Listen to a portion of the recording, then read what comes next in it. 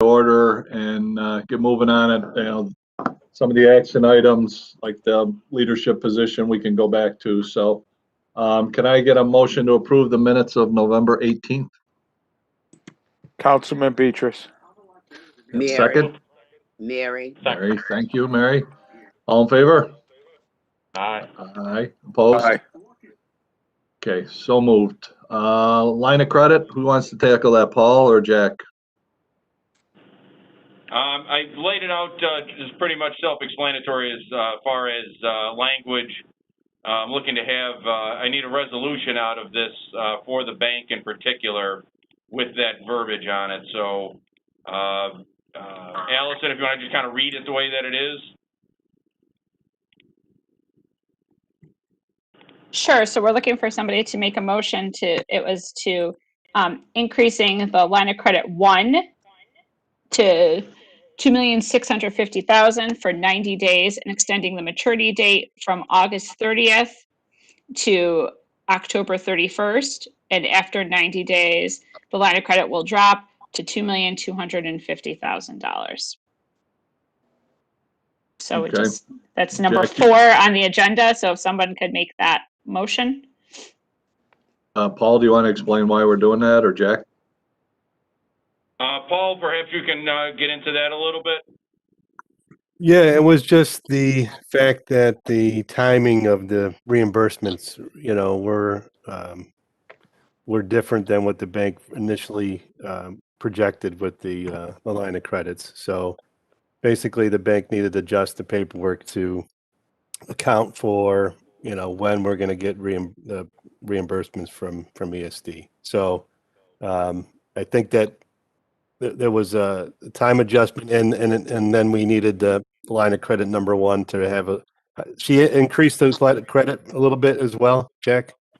Correct, because we have there are some outstanding expenditures that are out there. There are the purchase of the suit coat property which we have, which we'll cover in a short time. But so just to account for some of those overages that we're expecting until that reimbursement comes in.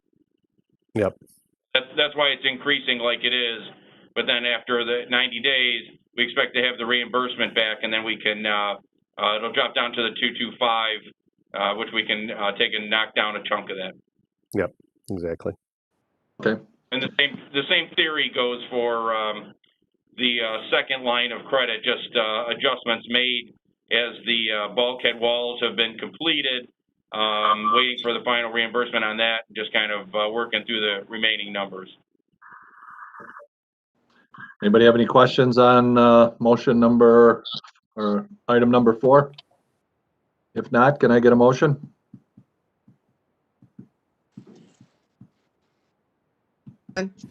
Anybody? Yvonne? Yvonne waved. All right, second. Second. Ryan? Right. All in favor? Opposed? Aye. So moved. Okay, how about a motion on the second one where we're going to reduce it by $1,250,000 and then by $600 and extend it to 1031? Can I get a motion? Barb Brodak has joined the meeting. Still need a motion. Councilman Beatrice. Okay, second. Yvonne. Yvonne? All in favor? Aye. Aye. So moved. Okay, we have a new board member that I see is signed on. Hello, David. For those of you who don't know, it's Dave Bonacci. He's replacing Mike Pez on the board. Mike has stepped off.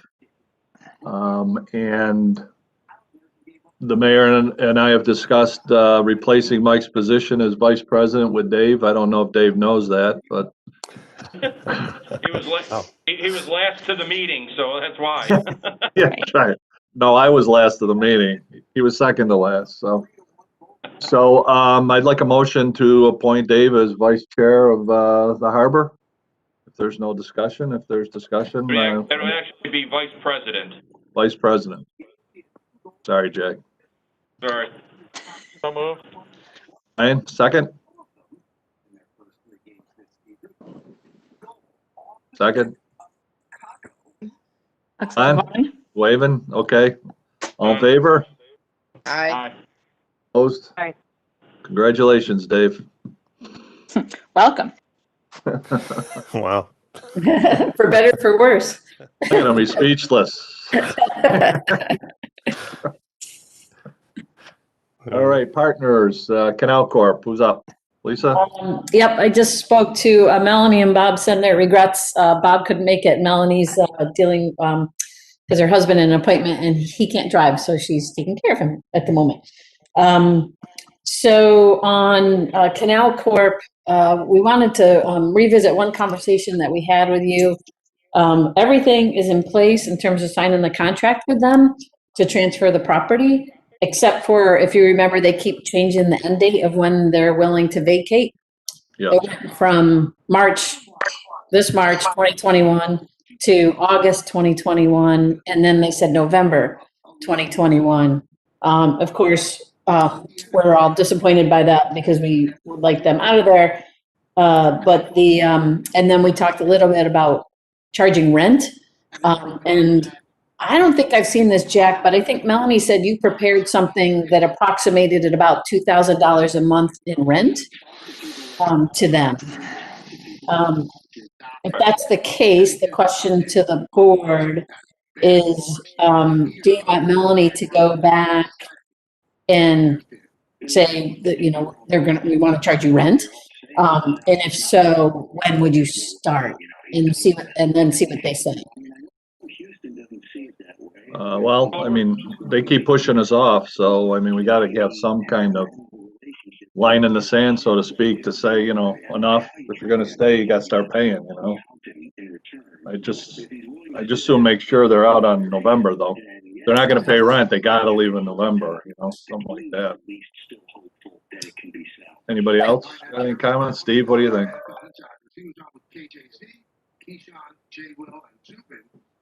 Steve? Somebody's got a radio on or a TV, I think. Yeah, I guess if you're not speaking, can you make sure everybody's muted if you're not speaking? Or Jack, you might be able to mute everybody because you're the host.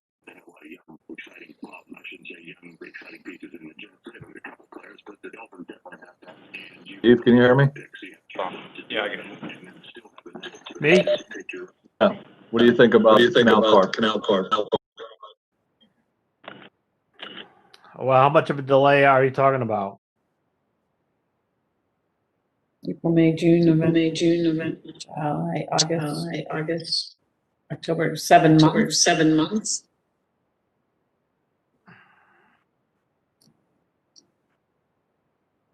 What do we have now in the agreement in terms of delays? What kind of penalties did they incur?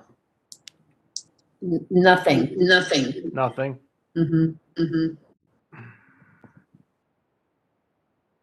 So I think we gotta put something in. Yeah, I think you probably do, or else you're gonna probably deal with this the next time around. So they need to know there's some finality to this thing. Either they're gonna get out or incur some obligations if they have another delay. I guess the question. I don't know why I'm echoing. I don't know if somebody's.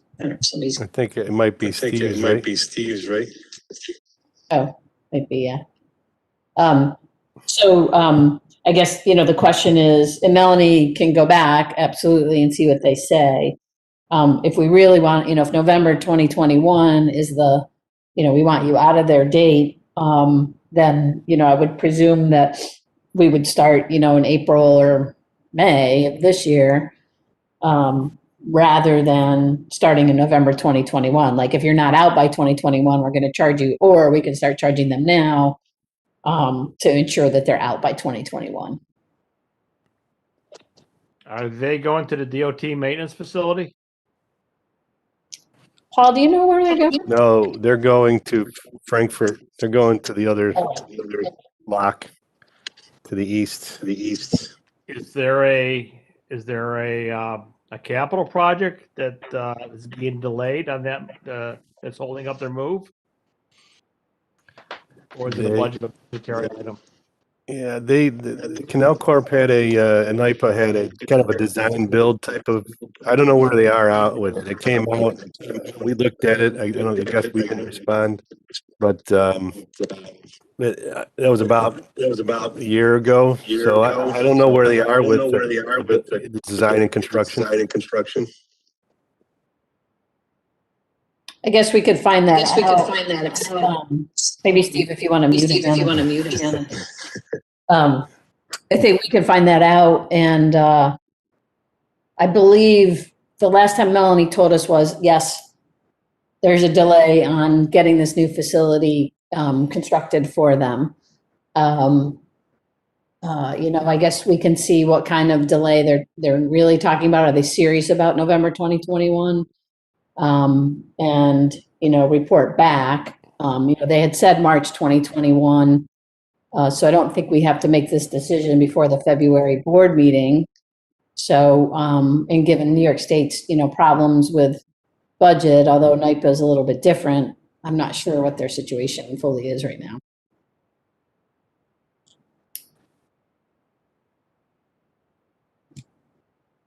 So Maybe could we reach out to the Canal Corp chairman and maybe have a conversation with him? He's been a friend of ours.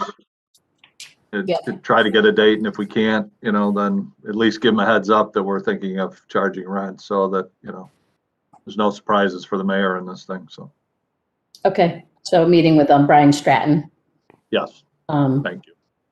To discuss their plans. Yeah. And potential rent. And then Jack and Brian, if the mayor wants to join in on a conversation, maybe we could set something up with, Lisa, Paul, myself, and the mayor. Sure. Brian, I'll let you know, it might be best for the mayor to reach out to Director Stratton to set that up, because, but Brian, you and I could maybe coordinate on that. Is that okay? Yeah, absolutely. Great. Okay. So we can report back in February then. Good. All right, how about National Grid? No movement on National Grid. They are, I can't remember if we talked in November or not. We did talk to them. They are moving forward with we talked about this. So nothing new to report other than they are relocating or getting their Substation. Set up. Thanks. Yep. It's been a long day. They getting a substation set up, so they're moving forward with that. And Mohawk Valley Garden, we're still coordinating with them to move forward.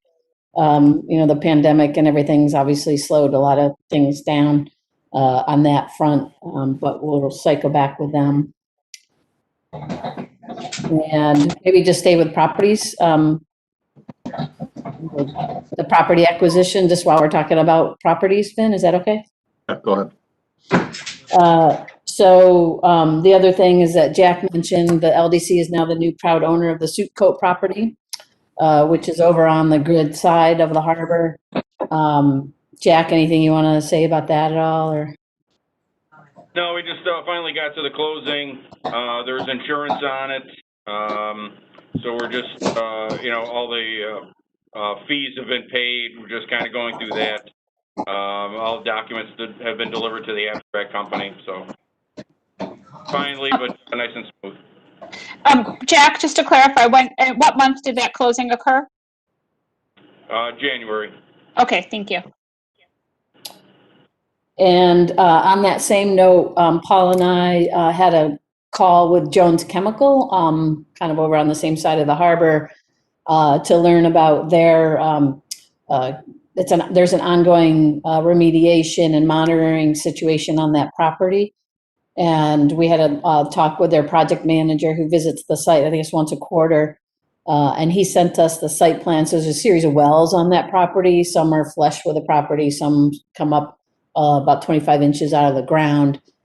He just sent us the site plans of all that information. So We as a team are going to look and see if we can incorporate parking on that parcel, given the situation, because it doesn't sound like we can move those wells at all.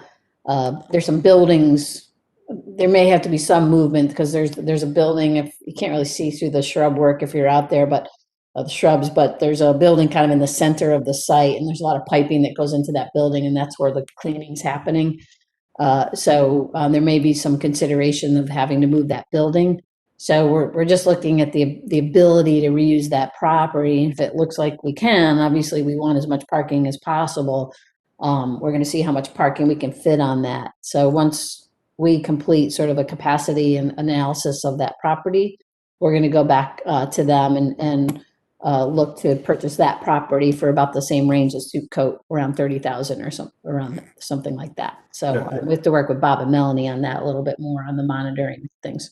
I think the important part of that would be we're trying to negotiate the same deal where they keep the environmental liability and the monitoring requirement for, it's really basically, it's a dual phase extraction system, I think, and it's monitoring. So they're going to have to continue to maintain that operation and the sampling, even, while we're using the lot for parking. So it's going to be similar to what's happening at Soup Coat, is that another party's going in and doing the monitoring over there. Even though we own it, we have an agreement with them to continue that monitoring. So that, we explained that to Jones Chemical. They said they still might be interested.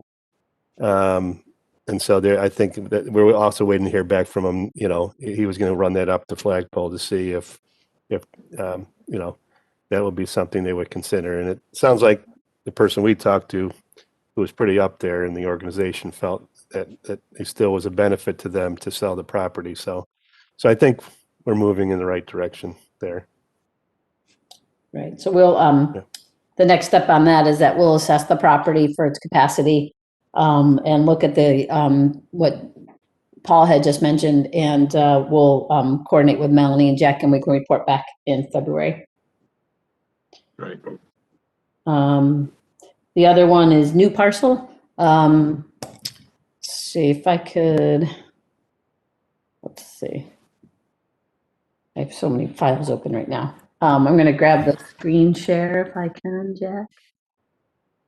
Let me just get this forward. Can you do that on WebEx too, or does Jack need to give it to you? There. Oh, you can do People it. see, Okay. see it?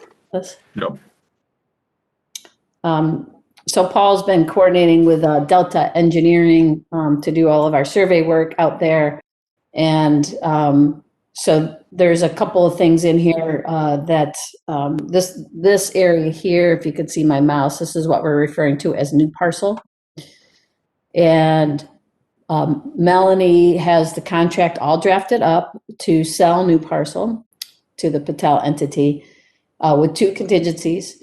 One of them is to get this properly subdivided. So Brian, Kate had mentioned, or Melanie had mentioned working with Kate. I think we'll have to reach out to you as well to make this subdivision official. And then Jack had and Paul were working on this little blue area down here in light blue. Would go Delmonico's expressed interest in obtaining that to expand their parking. Yeah. So two things. It's more of just an update on new parcel. Paul can talk about the fill requirements, which is a contingency on the contract, and the subdivision's a contingency on the contract. So we're starting on the subdivision process, and then we wanted to confirm that the board is okay while the subdivision happens, creating this, giving this, or I don't know, selling or somehow get rid of this parcel of land to Delmonico's. I don't know whether we want to sell it or give it to them. Yeah. He's offered to pay for it, so. Okay. Paul, do you just want to mention something about the fill? Yeah, well, last meeting or the meeting before, I can't remember now. The board approved the $300,000 change order that for Tioga under the building foundation contract that was to secure the floor beams under the building demolish Arctic ice and then to start bringing in soil, to DSA 1 and the new parcel. And we haven't started the soil transfer yet. Haven't begun that. The hold up there is that working with DEC on, even though it's going to come from a clean borrow pit, a lights pit up on Higby Road up that way, the DEC still wanted sampling. So we're trying to work out getting the sampling done, and then we can start to bring in the fill. So, the filling is going to continue into the spring, at this point. So we're working on that. So next steps there is that we're going to establish the subdivision plan. Obviously, Paul's working on the fill, and then we'll have Melanie and Bob start coordinating with Delmonico's on that silver land. Great. Perfect. Lisa, do you need a motion of sorts on that, or would it be once the agreement comes back? Once the agreement comes back. Okay. Okay. All right. So I think that's it on all the properties. All right. Any update on the design and engineering on the promenade? Oh, on the promenade, well, we figured we gave, although unfortunately Dave wasn't in there, we given the board a pretty detailed update last month. We didn't really have much more here, although we're starting to take the design that schematics that Lon did and putting them to contract documents. So Rambo right now is taking the Elan concept and bringing it into contract drawing plan sheets. So the idea there is to continue that effort and get it all the way up to basically 95% complete. So we have a set of plans and specs that are ready to bid, so that when we go out for when grants open back up again, you're a much better position to get money and dollars to a project if you're ready to build immediately. So that's what we're trying to do. So that promenade is the surface treatments, the floating docks, the lighting, everything there that's gonna the plaza area, some of the architectural detail, the landscaping, everything in there that's gonna make it an attractive place to go for the public to go. So, And we had Allison sent out a PDF of the presentation that we did. So Dave, you probably got that. And Allison, I don't know, you and I haven't talked to coordinate, but Dave, we're happy to do like an onboarding session with you about the whole master plan, including the promenade design, which is the latest piece of design work that we've been working on. We did the same with Joe when he came on the board. So if we can I coordinate appreciate the that. offline. Okay. Thank you. I appreciate that. Good. All right, we'll set that up then.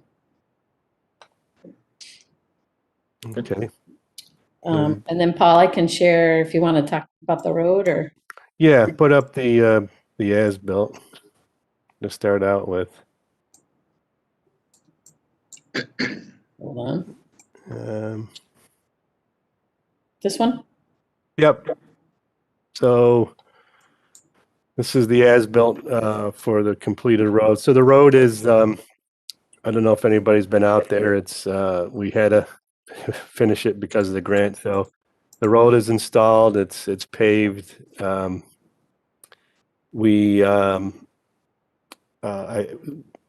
last piece of work was and we got some pictures and stuff we can share.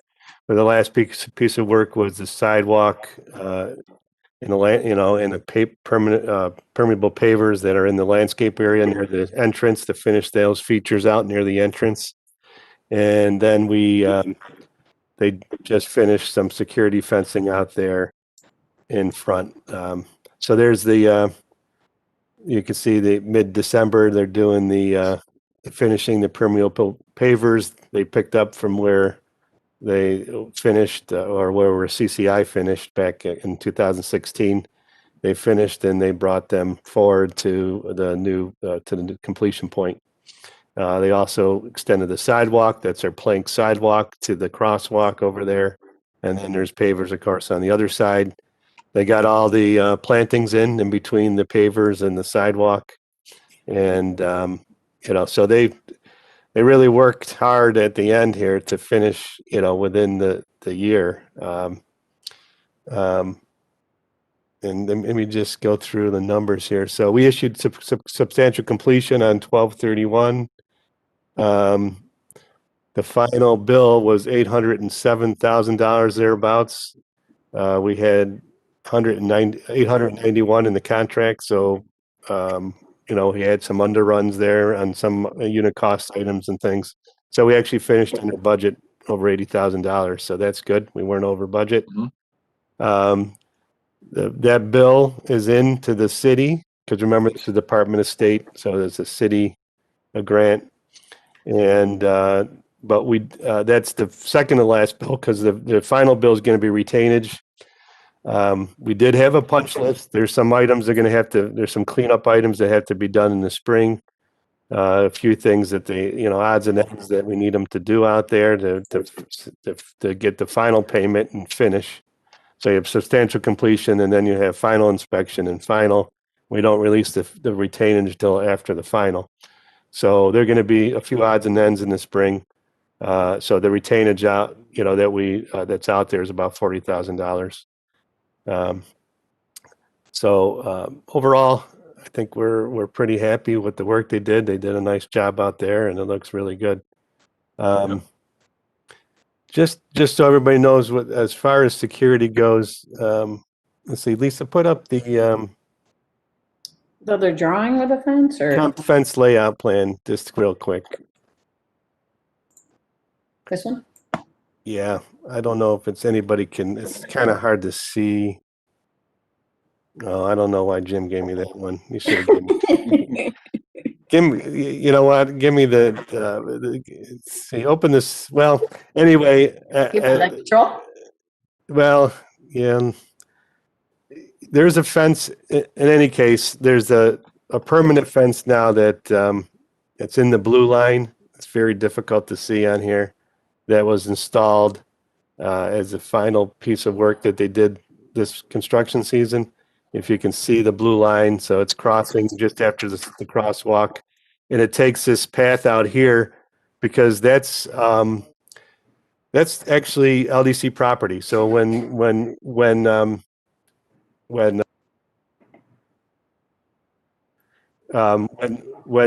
we looked at the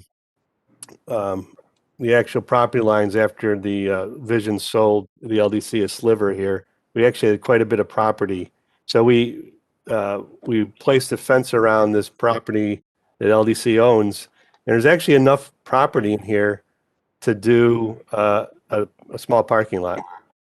So we placed this fence to have it around and have the LDC property secured, and we can actually build a parking lot inside there on another phase of the project. So, Lisa, if you could just the snipping tool. Yeah, just like. Yeah. Sorry, my unscheduled. Oh yeah, there. Like that. Yeah, well, right. That's where the fence is. So if you go out today, you're gonna see, and actually crosses the road, Lisa, and goes across there. So we did it as cheap as possible. But it is a permanent type fence for security. There's some cost savings in the poles and materials, and we reused some gate stuff and everything we could. But and just to give you a sense of the area we have out there. It's the other file, Lisa. It says snipping tool print. What are these? No. I gave it to you in the email there. I thought I just opened everything. Hold on. Snipping tool. Fence? Oh, that's that. No, it's a different. Oh, the different email? It's a different file. No, it's in the same, see it down there? It's at the third from the bottom, Lisa, I believe. Yeah, I sorted by day. okay. And then you could see, this actually gives you a sense for the area that we got out there that's actually LDC property. So when we actually can fit, I don't know how many parking spaces are in there, but there's, I don't know, what is that? 20 something, 11, 30, 40, maybe more. 10, 20, 22, 6, 7, 8, 9, 10. Probably about 30, 35, 40. Yeah. So that was a nice surprise to see that. So we're programming it in for another phase to have this this parking area here. And one of the reasons why we didn't look over there before is initially we're going to put a driveway in here, if you remember, for Visions to use for Home 2 and Holiday Inn. And we're going to do them a favor, give them this driveway so they can come off the new road and get in without coming off of North Genesee Street or Wells Ave. They had another, access point. They didn't want it. We showed it to Andy Patel and with Dominic Pavia, and they felt that people would be people at the harbor would be using the hotel parking lots all the time to enjoy the harbor, and they didn't want that. So that was I think people will probably still do that, but whatever. So we took the advantage of we couldn't have both that driveway and this. So in a sense that once they kind of nixed that idea, we're taking a second look at this. We decided that, hey, we got an opportunity to put basically a public parking lot in here. So again, we're programming that into the promenade design. So. So that's kind of security and also a look ahead of a feature that we're going to add. Great. If the board likes it, I guess that is. Yeah. Lisa likes it because it's parking that's away from the water. So. Although I don't think these two center ones are going to work. But anyway, that's just my humble. Well, I know. Again, it's a concept at this point. So there's. Yep. Joe. Paul, Jack Medico. Jack, how you doing? Jack Medico. Good. Yeah, Hey, I can hear you, Jack. I was wondering, are you going to put like railings around the actual water edge? Are you going to put railings around the water edge? Yeah, we have that in the promenade design. If you look at the design package that Allison sent out. I did. Yeah, I seen. Yeah. So we're also the mayor expressed some interest in that. The question, Lisa, was that are they going to make that locally offensive? Oh, possibly. There is actually a forger that I met when we were doing the DRI my question process. Was, are we going to bid out locally for that those railings? Yeah. I don't know if you guys can hear me. Yeah, we could. I think. It's just, it's state bids. So when we put out those specs, to the contractor, they can absolutely go local. Can we steer it that way somehow? Legally. I'm not exactly sure. That's kind of thin ice given everything that happened in Syracuse and Buffalo, but it will be publicly bid, and we can make sure that the local contractors know about it. Right, yeah, because I know we have 2 or 3 metal manufacturers in the area that do something like that. Yeah, the kind of thing we can do is, alert the prime contractors that these suppliers are out there, these vendors, and they're aware and they have the capability of, manufacturing these, and hopefully they'll approach them on their own and put them into their bid. Yeah. We have no say in it that we want them to buy local on that. We got to be careful how far we go with that, Jack. I mean, if I'm just trying to keep things as local as I can, Yeah, no, I agree. I know. A lot of agencies working on this. I'd like to keep a lot of them local as many as possible. Yeah. There's also, and again, it doesn't guarantee that the local vendor would get it necessarily, but we might also maybe do that portion as an allowance and that as a specialty item, and that might help. But it's a public bid and it's cost. So, you know, and that's a kind of a, it's a, you know, equipment vendor item. And it's, you know, the prime contractor would have to, you know, bake into his bid, you know? Yeah. So, anyway, All right. Well, it's Yeah. not a great answer, but it's an honest one. yeah. Well, you know, it's state money, so there's certain rules that go along with how we have to, yeah. Everybody always complains that we don't have local people doing it, you know, and I hear it a lot. And Yeah. the more we could include, and the better we look at it, we look as well. That's all. Yeah. Well, certainly, again, we can certainly alert the contractors to their capabilities. We can steer them that way. We can give them their names and everything else. And, you know, I mean, not steer them, but, you know, we could let them know they're out there or interested. Those vendors could actually come to the pre-bid meetings and things like that. So, you know, there's ways to do that, to raise the attention to the contractors. And those are the kind of things we can do. So. Yeah. So how would we post that to all the construction vendors in the area?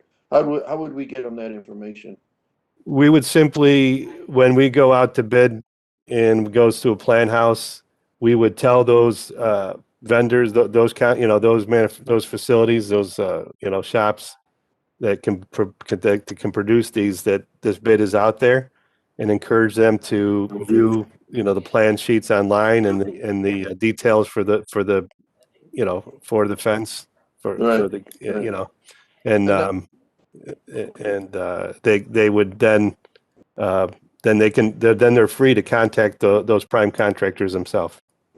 Is not to get in the weeds with this at all, but is there a list of everything that local contractors might be able to do on this, and then we could like put it in the paper on the news? Hey, if you do this, you do this and this. This company is accepting quotes. Yeah, go in the newspaper too, and we can actually reach out to those local entities and say, hey, you know, you should be, you know, take a look at this. It might be good PR for us too, in the paper and the news, that, you know, we could actually put it out there. Hey, listen, this is the work we're going to be using that we're going to be needing in the area. This is the contractor that's taking the quotes. You know, I think we would look good as an entity. Yep. To help our local contractors and you know, guys out there that gals to bid on these. Yep. So is that a plan we could put together, or what you know? Well, we know, first of all, we need the money to build the promenade. Yeah. One step at a time. I think we're a ways out to, we do need to get the state monies in place. And then, you know, once we get this plan sheets done, you know, we're going to be ready to bid as soon as we have the money. So, and at that point, maybe Allison, you could mark in the minutes that, if the full board agrees that, you know, when possible, we'll alert, when construction projects come forth, that it's almost a policy of the LDC would be to alert, you know, the local contracting community of the possibilities of responding. So through the, you know, regular channels, it has to be all publicly bid, but it could definitely be a policy of this board to do that when we have our next construction project in front of us. I just think that would be a great policy, and I think people will appreciate it. Yeah, it's good. I think it's great. Well, thank you. yeah, and I just, A couple of pictures, Paul, you want to? yeah, just on the, just go to 1917 building real quick. I just want to highlight one quick thing here. On this, we are looking at this.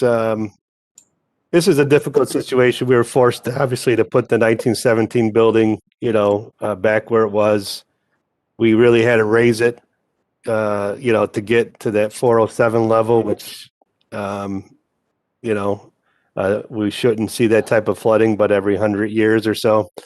You know, we saw it in Halloween, but of whatever, you know, a couple of years ago. So, or less than that. But but anyway, if you look at where the building foundation and the road, we're trying to come up with, you know, a way to finish this off over here. And, one of the ideas that Jer from Milan wanted to see if we can get on this side, this is on the Holiday Inn side of the 1917 building, if we can get at least pedestrian traffic up to some of these bays up here, foot traffic at least, so that we can utilize these open bays for people to come in and out of. We don't know the use yet. So, but we just started to explore, can we fill this side and bring it up at least a portion of it up to the bottom of these bays. So in order to do that, we would need to close off this foundation here with a kind of a retaining wall feature. So I'm just letting the board know we're looking at different scenarios over here, so that at least on this side of the building, that you'd be able to approach it. It wouldn't be this slope down, and it would be on at least over half of this building. You can walk up to the bays, from the sidewalk along the road up to those bays. So we're looking at how we can finish that off, and we're looking at some foundation modifications or kind of a retaining wall in front of these piers in order to do that. So in order to fill in front of it. So it's one of the situations out there that we're just kind of exploring the best way to finish it off. Arctic ice. Yeah, there's Arctic ice is down. That was before they removed the rubble out. So there's Arctic ice. I think there's another one with the rubble gone and some equipment around there. That's I think they hydroseeded, but that's looking back towards at home too, at North Genesee Street and where Arctic ice once was. So it's gone. Blitzed, as they say. Yeah. So anyway, I guess all in all, it's a great, we finished the year with a good amount of work, and even during COVID. So, and even at the end there, Central Paving had about 5-6 people that got COVID, and they lost a bunch of people on this job and crew at the end, and had to replace them with others. And so it did get a little complicated on the road. This demo was done in the Tioga change order, but the Wers Ave was Central, and they really needed to finish by the end of the year. So, yep. And then, so those were those updates, and just, on the, just two other items on the DSA one, we're really waiting for the wetland permits, and, it's a complicated situation because the jurisdictional wetlands, they might not be jurisdictional anymore under some of the changing rules, and but the new the Biden administration coming in might reverse some of the stuff that Trump did. So it's kind of we might not need a wetland permit because they might not be jurisdictional is the best case. If they are federal wetlands, then we have all the paperwork into the Corps. So the Corps told us just after the first of the year, they're going to have a better understanding of where things are going. And, we're still pushing to get the wetland permits. Now, what that affects for us is building the stormwater basin and the grading up on top of DSA 1. It really doesn't impact us on, grading the new parcel. So that, at least that, if nothing else, we can get the fill in there. And if worst comes to worst, if the final developer of DSA 1 has to do some, moving soils around themselves, that's probably okay. But hopefully, we'll get the permit, and we could, again, do the final grading ahead of the developer. So, and that's it. And the bulkheads, we're, attention's turned to that final reimbursement package, as Jack said, and we're working through that right now. So, yep.